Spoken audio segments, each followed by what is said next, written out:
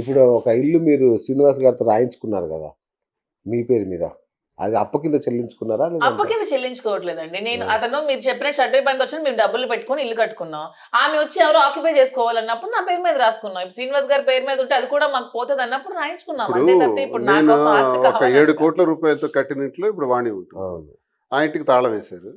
పలాసలో ఉన్నాను.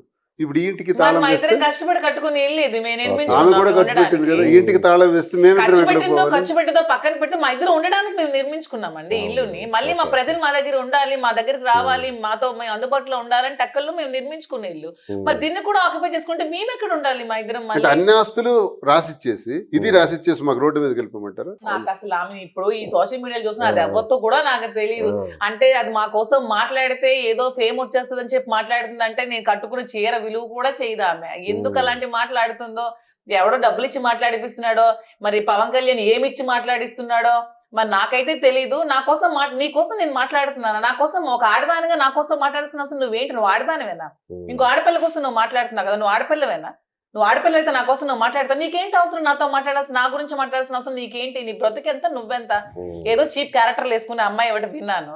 నీ బతుకెంత నువ్వెంత నా కోసం మాట్లాడాల్సిన అవసరం నీకేముంది? నా కోసం ఏం తెలుసని నువ్వు మాట్లాడుతున్నావు? నాతో కలిసి పుట్టావా? నాతో కలిసి ట్రావెల్ చేసావా? నా ఊరా? నా వాడా నీది? ఏమని నువ్వు నా కోసం మాట్లాడుతున్నావు? నీకున్న అర్హత ఏంటి? నీకేమిచ్చి మాట్లాడిపిస్తున్నాడు మీ పవన్ కళ్యాణ్? అంటే పవన్ ఇదేనా కళ్యాణ్ నీకు అంటా నేర్పిస్తున్నాడు? పవన్ కళ్యాణ్ అంటావా అనేది ఆమె పాయింట్. అదే పవన్ కళ్యాణ్ కంటే నీకేంటి? నువ్వు పవన్ కళ్యాణ్ పెళ్ళాంబా? పవన్ కళ్యాణ్ ఉంపుడు గెత్తివా? నువ్వెందుకు మాట్లాడుతున్నావు పవన్ కళ్యాణ్ కోసం నేనంటే? హ్మ్. నీకేంటి బాధ?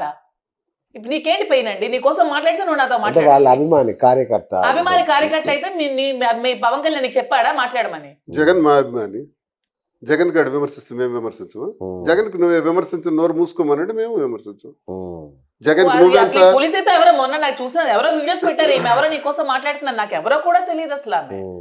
అసలు నేను ఎప్పుడు ఆమెను ఎక్కడ కూడా చూడలేదు. హ్మ్. ఇదేదో వీడియోస్ పెడుతూ మాట్లాడడం చూసి ఏమేమో మాట్లాడేస్తున్నారండి. అదే మీ సభ్య ఇంటర్వ్యూలో ఒకటే చూసాను. ఎవరో ఒక ఆమె ఏదోదో మాట్లాడేస్తూ ఉంటది వచ్చి. హ్మ్. ఆ కృష్ణకుమారి గారు ఏదోదో మాట్లాడేస్తుంటారు. హ్మ్. ఇంకొక ఆవిడ మీతో ఒక ఇంటర్వ్యూ చేశారు. ఆవిడ ఎవరో ఆవిడ ఏదోదో పులిసేతకి మాట్లాడేస్తుంటారు. అంత సరదాగా ఉంటే ఆమె రహస్యాలు కూడా వెతికేసి బయట పెట్టేమంటే పెట్టేస్తాను. అవునా?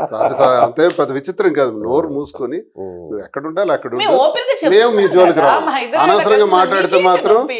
మీ మచ్చలు కూడా తీసేయాల్సి వస్తుంది మేము. హ్మ్. అదే అంటే అంటే పని సభ్య అయిపోయింది. సమాజానికి ఏం సందేశం ఇస్తున్నారు అంటది. సభ్య సమాజానికి మా ఇద్దరం పెళ్లి చేసుకున్నామండి. మా ఇద్దరం ఒకరికొకరు కలిసి ఉన్నామండి. మా ఇద్దరం భార్యాభర్తలతో విడిపోయాం, గొడవలలో కలిసి ఉన్నాం. ఇది మా బతుకు. మేమేం మీలాగా 100 మందితో ఉండట్లేదు కదా. మా ఇద్దరం జెన్యున్ గా ఒకరికొకరు కలిసి ఉన్నాం. మీకేంటి పెయిన్ మధ్యలో? హ్మ్. మీకేంటి ప్రాబ్లం? సభ్యసానికి ఏం సమాధానం ఇవ్వాలి? ఇంకెంత మేము ఇచ్చిన సందేశం మంచిగానే ఇచ్చాం. హ్మ్. మేమిద్దరం గొడవలు పడి వచ్చాము. ఇంక ఇలాగ రిపీట్ అవ్వకుండా ఒకరికొకరు కలిసి మాకున్న ప్యాషన్ ని, మీ- మాకున్న మా ముందున్న ఈ ఏమంటారు మా గమ్యాన్ని చేరుకోవడానికి మా ఇద్దరం కలిసి స్ట్రాంగ్ గా ఉన్నాం. మంచిగా ఇదే ఇస్తున్నాం. మేము మంచి సందేశం ఇస్తున్నాం. తప్పేమి ఇచ్చాం? ఒకసారి యాక్సిడెంట్ అయింది కదా, మీరు యాక్సిడెంట్ ని ఆత్మహత్య యత్నంగా అది చిత్రీకరించుకున్నారని. యాక్సిడెంట్, నేను డిప్రెషన్ ఉన్నప్పుడు కార్ డ్రైవ్ చేశాను, యాక్సిడెంట్ అయింది. ఆ వాయిస్ ని ఫేక్ గా అది మాడ్యులేట్ అది చేశారు. ఒరిజినలా ఫేక్? Fake. ఫేక్ వాయిస్ అవునా? దాని మీద. అందుకే అది అప్పుడే పోయింది. ఆ వాయిస్ ఎవరు పెట్టారో ఏం పెట్టారో మాకు తెలియదు. ఓకే. దాన్ని చిత్రీకరించాల్సిన అవసరం కూడా ఆ లేదు. వాయిస్ నిజమైతే ఆ వాయిస్ కి ఈక్వలెంట్ గా కంప్లైంట్స్ కూడా ఉండాలి కదా. అవును. లేవే. నాకు మేము ఎక్కడ ఇష్టమైన కార్ అది. పలానా వాళ్ళు మాకు చంపించారని మేము అక్కడ కంప్లైంట్ ఇవ్వలేదు. అంటే వాయిస్ ఎలా మీరేదో నిజం అవుతుంది? దీన్ని ఆత్మహత్య లాగా చిత్రీకరించు అన్నట్టుగా మీరు మరి దాని మీద మాట్లాడినట్టుగా. కంప్లైంట్ కూడా ఇవ్వాలి కదా. చిత్రీకరిస్తే అయిపోదు. ఉమ్. ఇప్పుడు మేము వాయిస్ ప్రకారం ఒక కంప్లైంట్ రిజిస్టర్ అయి ఉండాలి కదా. ఎక్కడ ఏం కాలేదు, ఎవరితో మేము అనలేదు. కావాలని ఫ్యాబ్రికేట్ చేశారు. అది కూడా గొడవ జరిగిన 4 రోజుల తర్వాత. ఉమ్. ఆ వెంటనే పులిహోర రిలీజ్ పట్టడం చేయాలి కదా. చూసారు. ఉంపుడు గత్తె మీరు చెప్తున్నా మొగుడు పిల్లలని నీకేంటి మధ్యలో నొప్పి? ఉంపుడు గత్తె అని పెడతావు, ఏం పెడతావు, నీకేంటి ప్రాబ్లం? నీకేంటి అంత ఇదిగా ఉంది? నువ్వు ఉంపుడు గత్తెవా పవన్ కళ్యాణ్కి? అంత రెచ్చిపోతున్నావు.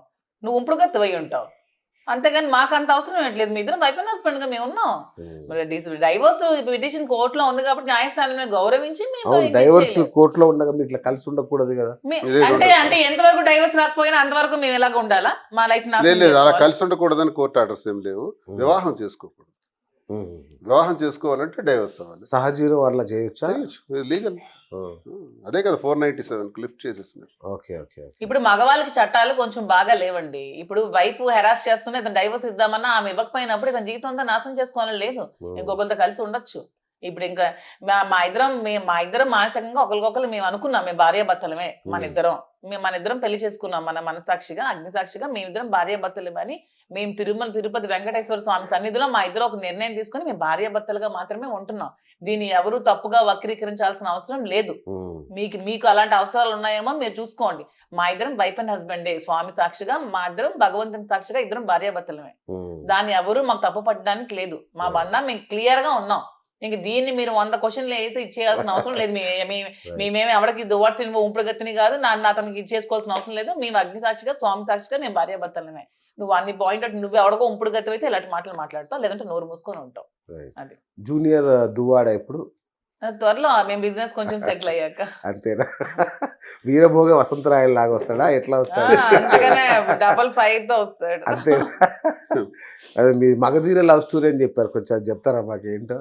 మగధీర లవ్ స్టోరీ అంటే మాకు ఇలాగా డిస్టర్బెన్స్ వచ్చిన తర్వాత అంటే ఎందుకు మా ఇద్దరి మధ్యనే ఇలాగా మా ఇద్దరికి మధ్య సంబంధించి ఇలా ఎందుకు రావాలి? ఏజ్ లో అతను 58 లో 34 లో మాకు ఇవన్నీ ఎందుకు? కర్మ సిద్ధాంతం గత జన్మ అంటే మీరు కలవటానికి కూడా ఏదో ఒక లింక్ ఉంటుంది. లింక్ లేకుండా మనం కలవం. 10 మంది నేను ఎవరితో మాట్లాడుతున్నానో వాళ్ళందరితో నాకు ఇక్కడ ఒక దగ్గర కర్మలో బట్టే జరుగుతాయి. ఇప్పుడు మా ఇద్దరు కల కూడా కర్మ సిద్ధాంతం ప్రకారం గత జన్మలో ఉన్నటువంటి ఇదే ఇక్కడికి ఆ పరంపర ఇక్కడికి వచ్చింది అన్నది మేము నమ్ముతాం. మీరు అన్నట్టు ఎంతమంది ఉంటే మాధురి దువార్స్ లైఫ్ లోకి ఎందుకు వచ్చింది? ఇంతమంది గత ఉంటే జన్మ దువార్స్ సుకృతం. నా లైఫ్ లోకి ఎందుకు అన్నప్పుడు వచ్చాడు? షాక్ లాంటిది. అంతే. గత జన్మ సుకృతంగా భావిస్తున్నాం కాబట్టి మగధీర అదే స్టోరీ కాబట్టి చెప్తాం. అంతకు మించిన స్టోరీ మన అవునా? ఏముంటది ఇంకో అంతకు మించిన అంటే? అంటే అంతకు మించిన అచ్చా. సక్సెస్ ఉంది మా ప్రేమ. story లో. జానకి రాముడు అప్పట్లో సరే, ఏ నాగార్జున సక్సెస్ కైనా అల్టిమేట్ ఇది ఏంటంటే కాజ్ ఏంటంటే ప్రేమే. ప్రేమే. ప్రేమ ఇస్ ద మెయిన్ కాజ్.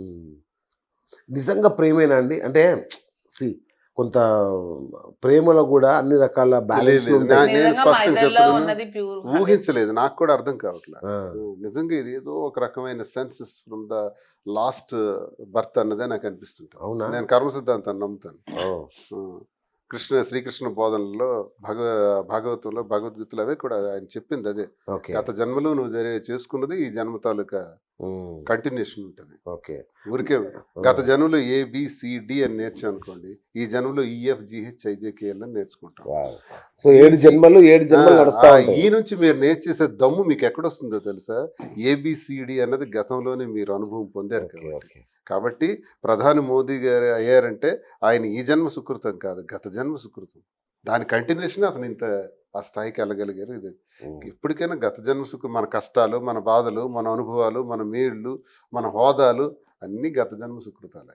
ఇది కర్మ సిద్ధాంతం. అందులో భాగంగానే మాకు ఇలా అనుభవం కుదిరిందని మా మనసులో మేము అర్థం చేసుకునే విధానాన్ని బట్టి అర్థమవుతుంది. ఓకే. ఇంత క్లోజ్గా మూవ్ అవ్వగలుగుతున్నాం.